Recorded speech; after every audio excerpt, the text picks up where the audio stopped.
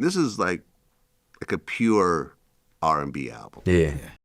I don't feel like this kind of tries to cross over into. There's no trap beats, no drill. You know what I mean? Like it was. This for the lovers. When we started recording it, it was still in that era of the R&B is dead kind of thing. Yeah. So we was definitely wanted to prove a point with the vocals and with the music that we recorded, because we had to dead that R&B is dead thing. And around the time we was recording this, that was a big thing, you know. So we had to stick to the roots. We didn't want to.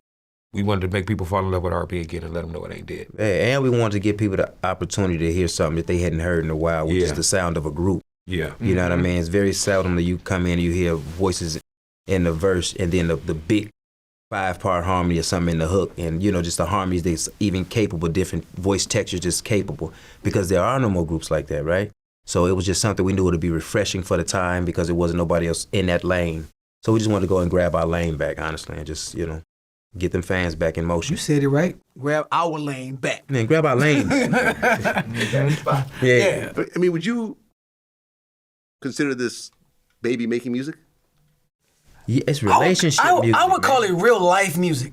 Relationship music, because relationship, I mean, you know, bedroom is one thing, baby making is one thing, but it's one thing to have your ups and downs in relationships. It's one thing to have your heart broken. It's one thing to just be freshly falling in love. It's a lot of different elements there that don't just lead you right into baby making. But guess what? The baby making elements are definitely there. Yeah. So we ain't lack on them, but we just was trying to pull on a lot of heartstrings, man, and put people in real life situations and give them like a theme song or some things that they can just play along with to get through these days, you know what I mean?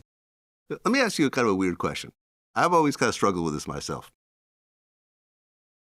Do you guys play music in the bedroom? In the bedroom? I don't. I don't put music on. I like to hear it all. You know what I'm saying? I don't think I put music on. I don't. And that's crazy. Funny, right? I don't even think about like, I get the perfect song. But I've been with girls that were like, put on Future, and I'm like, okay, you gotta chill. I swear to God, this happened to you. She put on Future, and I'm like, damn. I'm thinking about my interview with him. I'm like, you gotta turn this off. Like, no, like, but you know, but some women I found. Yeah. Vlad, what type of women you fucking with that want to listen to Future though? Right, quick. I'm sorry, I'll tell you on camera. I'll tell you on camera. But certain women I know would put on like R&B. Yeah. And it would throw me off. I can't do it. Because I like to actually hear I like to the be in the woman's, making the various sounds. And the R&B kind of drowns that out. Yeah, well, I'm going to be honest. My wife loves this group. She's been a super fan of this group since before I met her. And she does that. She plays Day26. She will stop in the middle, like, let me put this on and play Baby Maker or play Co-Star. My wife loves can this. smash to us. I can't. I'm not listening to y'all. I'm listening to my wife.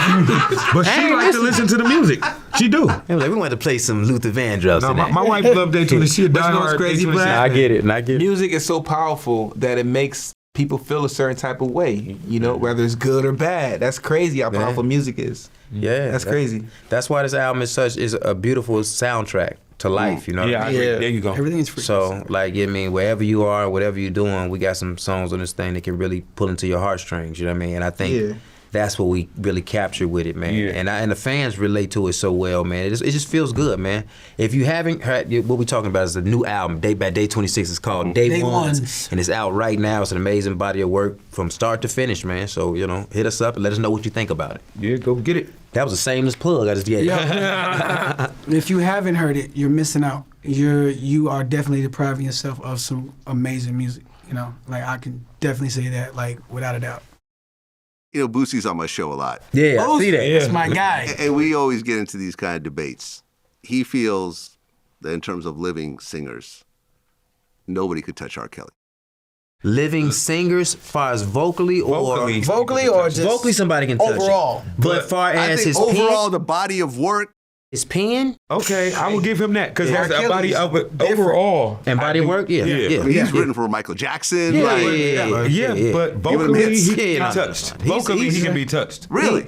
Yeah, vocally. Okay. I'm not a vocalist. I can't sing my way out of brown paper But that's bag. it. Vocally, because his body of work and what he's been in, like he is the king of R&B. All that stuff is true. Yeah. His body of work claims him to be that. You know what I mean? But as far as vocally, he can be touched. Yeah, he can be touched vocally. Okay, so who's better than him vocally right now? Man. Yeah, that's a long list. We were talking about vocalists earlier. Remember? Yeah, there's so many. It's a long list. So many artists that can R. Kelly being And- the best don't riff have around. And I'm not even- be yeah. more soulful than him. But R. Kelly's still the king. And this is what I say. And all of that's still a preference. Yeah. It's still a preference because I know some people I feel like can probably riff better or a more dynamic tone or stronger voice. Yeah. But it all depends on what you like. listening for. So if you like it more a soft tone or whatever the case may be, we'll be different on what that looks like. You know what I mean? So, but R. Kelly is the art of R&B to me. He So is. I'm not trying to He say. is. Oh yeah. I mean, If it he's- sounds like I'm saying he the best of R&B, it is. He is. Yeah, I feel like. He is. I gotta give him that.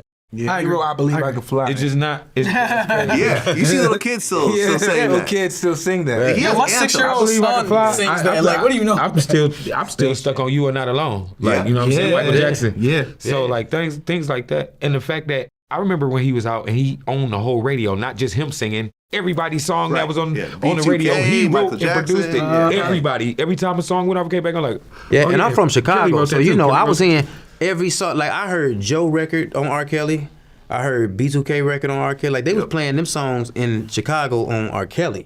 Before I heard Bump Bump Bump from R. Kelly, I heard More and More Oh, from that's R. my Kelly. I heard, it was different songs. I heard, Hey Girl, How You Doing? My name is Robert, last name Kelly.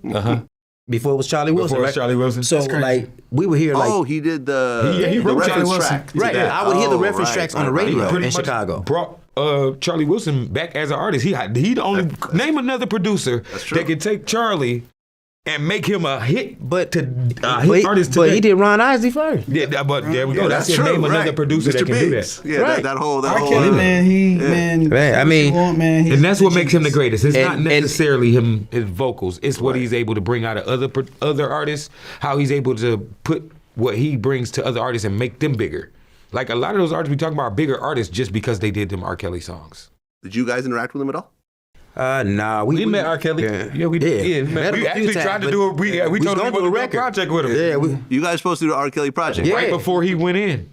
Oh, really? yeah. So he was going to produce you guys? Or? Yeah. Yeah. Oh, did anything get written or? Nah. He went in right after that. We Yeah, saw the nah. news like, damn, what? There's that opportunity. So if he didn't get locked up right about this time, Man, there would we- probably be a Day26 There you go. R. Kelly probably project. would've been. Yeah, because he was excited when we seen him in LA, and we talked to him about it. He was excited. We didn't even think he was gonna want to trying to interact with us, but he was actually really excited. And the fact that Willie had already had not a prior relationship with him, you know what I'm saying, it kind of bridged the gap, and he was really excited. So I was excited. I'm like, bro, I was telling him, we about to work with R. Kelly. We out of here. So Willie, you already knew him from before? Yeah, I'm from Chicago, of course, and I'm always in the music scene. I've been in the music scene. My father-in-law actually wrote Slow Dance for him. Oh, Yeah, okay. so so I've been around a few times. Yeah, played basketball with him a lot, and things of that nature. Did you see any of the weird stuff? No weird shit. I never went to the studio with him, not one time. So I don't know if that was part of the thing, but it was always on the outskirts, And all that lifestyle was weird, but at the same time, Yeah. it wasn't behind no closed doors weird,